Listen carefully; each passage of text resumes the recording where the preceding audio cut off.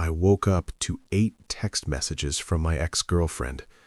They all said the same thing. Wake up.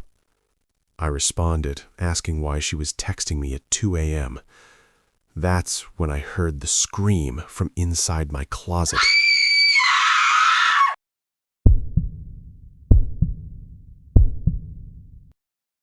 When I was 23, I matched with a girl on Tinder named Emily. At first, everything felt perfect. She was funny, easy to talk to, and after a few dates, I honestly thought I had met someone special. But once we became official, things slowly started to change. She would text me constantly. "Where are you? What are you doing? Who are you with?" At first, I thought it was kind of cute. I told myself she just cared a lot. Then she asked if we could share our locations. I agreed. I had nothing to hide, and it didn't seem like a big deal at the time. One Friday night, I was at my friend Phil's house watching a game with a few guys. My phone was on silent, and I didn't check it for maybe an hour. Out of nowhere, Phil's mom came downstairs and said, "Someone's here for you." Emily walked into the basement. She wasn't smiling. In front of all my friends, she started yelling at me for ignoring her messages. I felt embarrassed and confused. I apologized to Phil and walked outside with her. We argued in the street for a few minutes. She wanted to come home with me.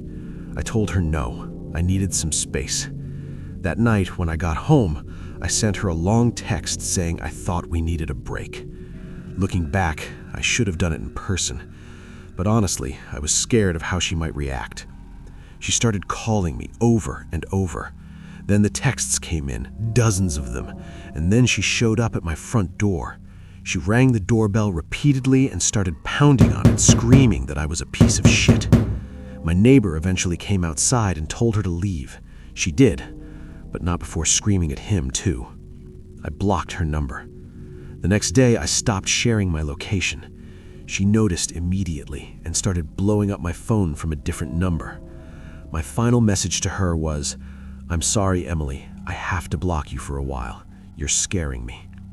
About a week later, I went to Phil's house again. When I got home around 11 p.m., I made some food and sat down to watch a movie. I was scrolling through movies when I heard a soft click from the dining room. I muted the TV. Complete silence. Then I heard it again. The door near the dining room, slowly clicking open. I grabbed a knife from the kitchen and called 911. I spoke loudly on purpose, hoping that if someone was inside, they would hear that the police were coming. The operator told me to wait outside. I did. When the officer arrived, we searched every inch of the townhouse, closets, under the beds, even the crawl space. No one was there. The officer left, and I convinced myself I was just paranoid. Maybe the house had settled, maybe I imagined it. I went to bed. Around 2 a.m., my phone started vibrating on the nightstand. 8 text messages from an unknown number. "Wake up, wake up," over and over. My stomach dropped. I texted back, "Why are you awake right now? This is crazy. Leave me alone." And just a few seconds after I hit send, I heard a scream from inside my closet. The closet door burst open. Emily came running out, screaming. I ran out of the room and slammed the bedroom door shut behind me. Then I heard something that made my blood go cold. A knife hitting the door multiple times. I could see the blade pushing through the wood. In pure panic, I started saying whatever I thought would make her stop. "Emily, I love you. Please stop." And suddenly, she stopped. I opened the door and tackled her before she could react. She screamed and fought, but I held her down until the police arrived. They put her in handcuffs while she cried hysterically. I wasn't crying. I was just in shock. Emily is in prison now. Attempted murder, breaking and entering, stalking. This was someone I thought I loved. Someone who hid inside my closet and waited for me to fall asleep. I still have nightmares about waking up and get one of those messages. Wake up.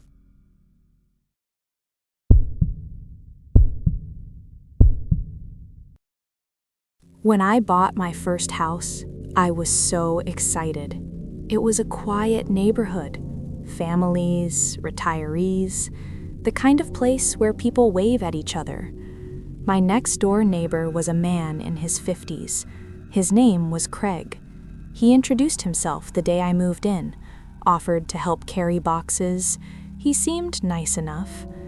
The first week was normal. I'd see him mowing his lawn, watering his plants.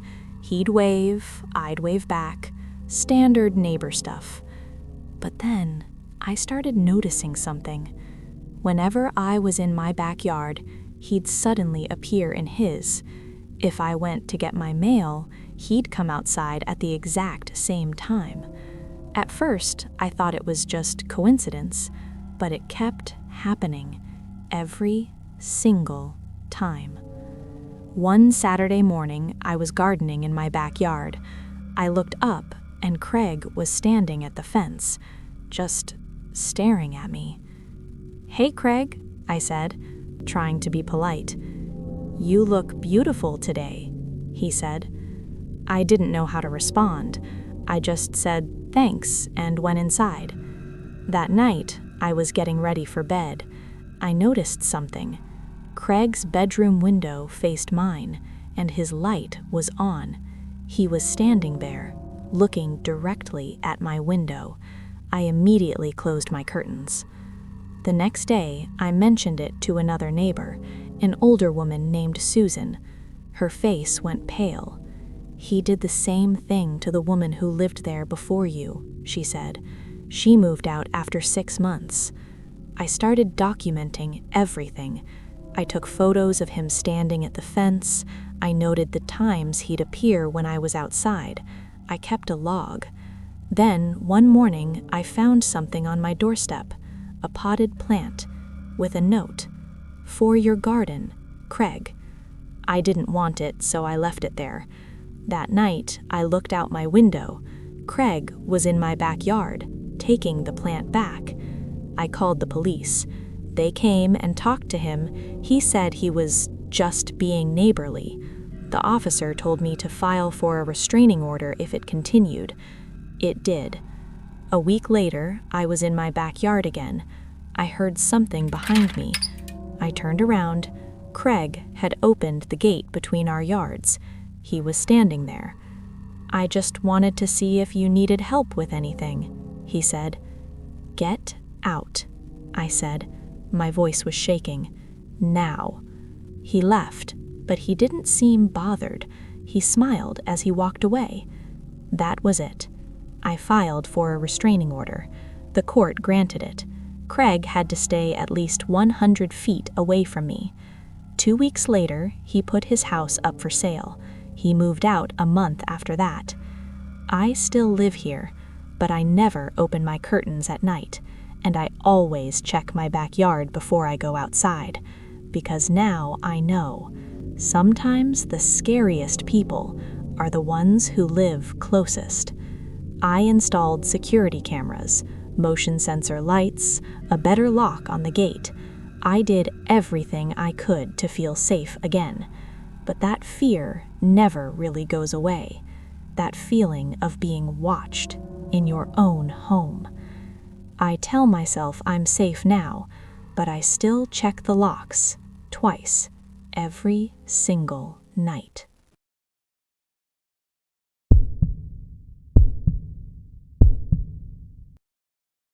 I'm a photographer. I post my work on Instagram. Landscapes mostly, portraits sometimes. I had around 3,000 followers at the time. Not huge, but decent. One day, I got a DM from someone I didn't know. His username was just a random string of numbers. No profile picture. The message said, "Your work is amazing. I'd love to hire you for a shoot." I get messages like this sometimes, so I responded professionally. "Thanks. What kind of shoot are you thinking?" He said, "Portrait. Outdoor. I'll pay $500. That was more than I usually charge, but I wasn't going to turn it down. We agreed to meet at a public park the following Saturday. The day of the shoot, I showed up early. I set up my equipment and waited.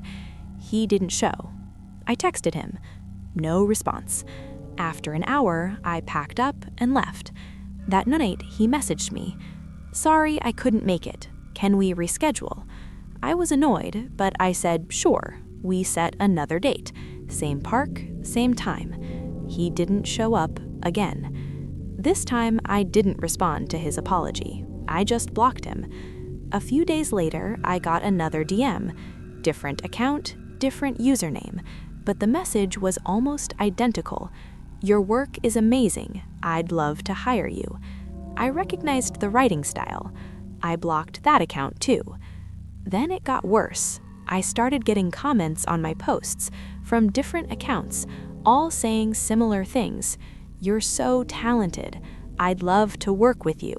You're beautiful." At first, I ignored them, but they kept coming, dozens of them, all from accounts with no followers, no posts, just empty profiles. Then he started DMing my friends, asking about me, where I lived, if I had a boyfriend. One of my friends screenshotted the messages and sent them to me. I made my account private, but that didn't stop him. He created more accounts, requesting to follow me, sending DMs even though I hadn't accepted. Then one night, I posted a photo. It was from a coffee shop I go to sometimes. I didn't tag the location, I didn't mention where it was, but somehow, he knew. The next morning, I went to the same coffee shop. I ordered my usual, sat down, opened my laptop. A few minutes later, someone sat down at the table next to mine. I glanced over. It was a guy, mid-30s. He was staring at me. "You're even more beautiful in person," he said. I froze. "Excuse me?" He said, "I'm a big fan of your work." He pulled out his phone, showed me my own Instagram page. "I've been trying to meet you for months." I grabbed my stuff. "Leave me alone," I said. I walked out as fast as I could. My hands were shaking. I went straight to the police station. I showed them the messages, the comments, everything. They took a report, but they said unless he threatened me, there wasn't much they could do. I deleted my Instagram account that night. All 3,000 followers. All my work, gone. I started over with a new account, under a different name. I don't post photos of myself anymore, only my work, and I never, ever tag my location. A few months passed and no more messages, no more comments. I thought maybe it was over. Then I got an email to my personal email address, which I had never shared publicly. The subject line said, "I miss seeing your face." The email was just one sentence. "Why did you leave?" I didn't respond. I changed my email address. I locked down every social media account. I even changed my phone number. I haven't heard from him since, but I still think about it. How he found my email, how he knew which coffee shop I went to, how he knew so much about me when I knew nothing about him. I still post my photography, but I'm careful now. So careful. Because I learned something. When you put your life online, someone's always watching, and sometimes they don't just watch, they find you.